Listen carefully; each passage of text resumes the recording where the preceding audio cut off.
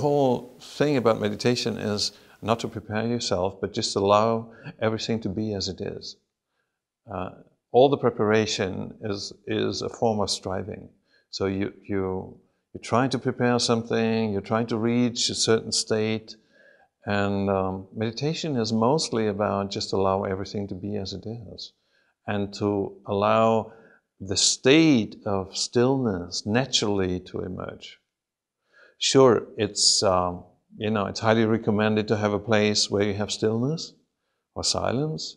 It's always recommended that you feel comfortable, that you have a chair or you sit on a cushion and you're not disturbed by anything.